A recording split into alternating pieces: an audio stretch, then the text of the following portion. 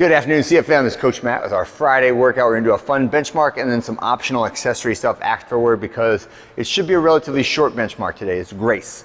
All right, so let's begin with 4 minutes of your choice warm-up pace cardio, and then we are going to progressively warm up using same exercises, but just graduating in load every round we go through it. So start off with some front rack stretch with a barbell, so 30 seconds of that front rack stretch. And then our T-spine opener. You can use any type of elevated surface like a bench or a plate, or the floor is fine too. But what we like to see is achieving this thread the needle position with the hand slightly elevated and then swiping through. So back of your hand to the ground and then twist and follow to the sky for each arm. Okay, that's our bench or elevated hand T-spine opener. Barbell overhead squats.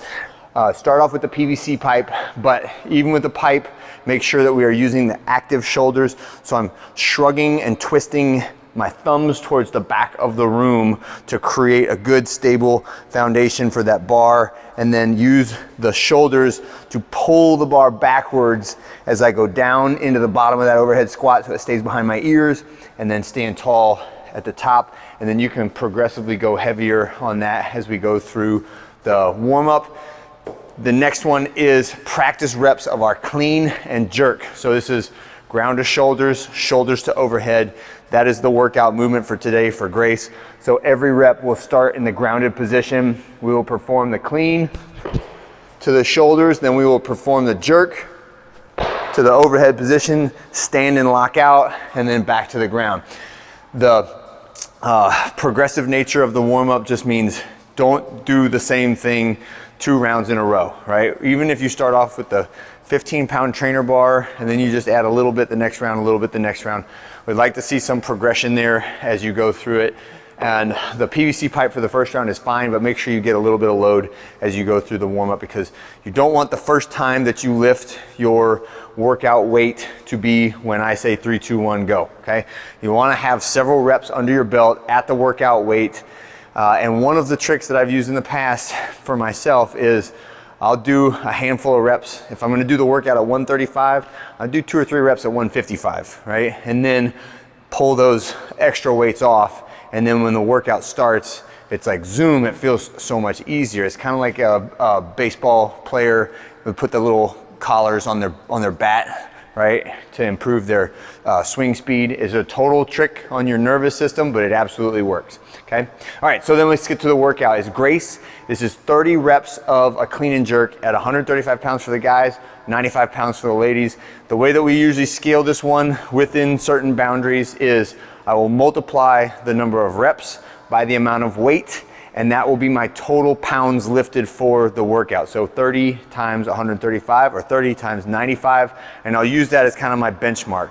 So if I want to get relatively the same workout, but I don't think 95 pounds is right for me, I want to do 85 pounds, then it usually equates to like 6 or 7 more reps that you do at the end. So instead of 30 reps, you would do like 37 reps at 85 pounds, and you end up lifting the same total amount of weight, but it's just all done in slightly smaller increments. And this is a good preparation for the lift-a-thon that Coach Jen is putting on, that has a total amount of weight that has to be lifted using different movements, and you have to pick the weight that you're going to use, but no matter what you do, it adds up to the same amount of weight, right? So this is a kind of the same philosophy or the same idea for how to get that done, right? It does not mean that if you use the empty barbell, you have to do like 165 reps. That's probably not as good of a workout as if you cut the weight down by like a reasonable percentage. So use some appropriate boundaries with that, like say no more than 30 or 40% different from that actual workout weight that we have prescribed in there. It is not meant to be super heavy. It is meant to be a moderate load, like in that 55 to 65% of your 1 rep max range.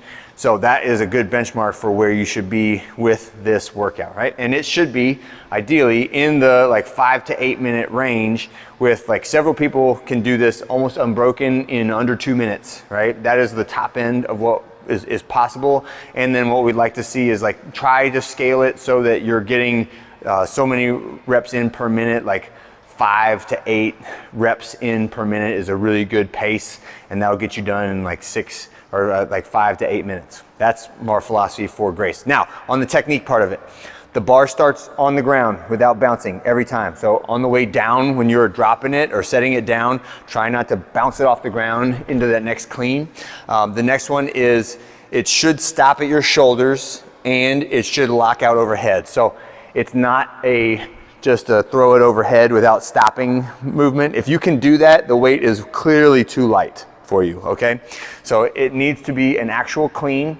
A power clean is usually what people will use. A squat clean will wind you a lot faster. And then on the jerk, lock out overhead, right? My arms are locked out, but my hips are not. So if I stand up and bring it down at the same time, that technically would be a no lift or a no rep, okay? So once you lock it out, make sure you stand tall, knees, hips, shoulders, elbows, all extended at the same time. You don't have to wait, you don't have to stand up here, but try not to bounce out of it, right? Try to give it just a heartbeat of a lockout to prove that you have balance and control at the top, and that is how we deem the lift to be complete.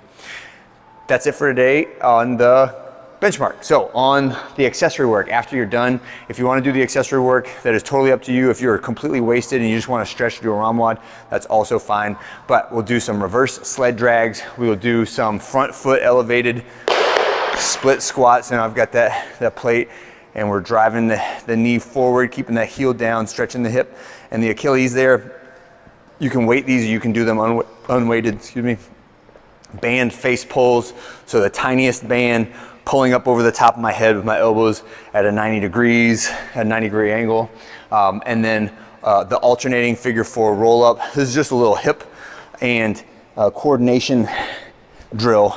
So I'll start sitting up. I'm gonna rock back, tuck one foot, roll, and come up to my knee and foot position. And then back, other leg, tuck one foot, and up to my knee and leg position, okay? And that's it for today. Hope you guys have a great one, and I'll see you on Saturday.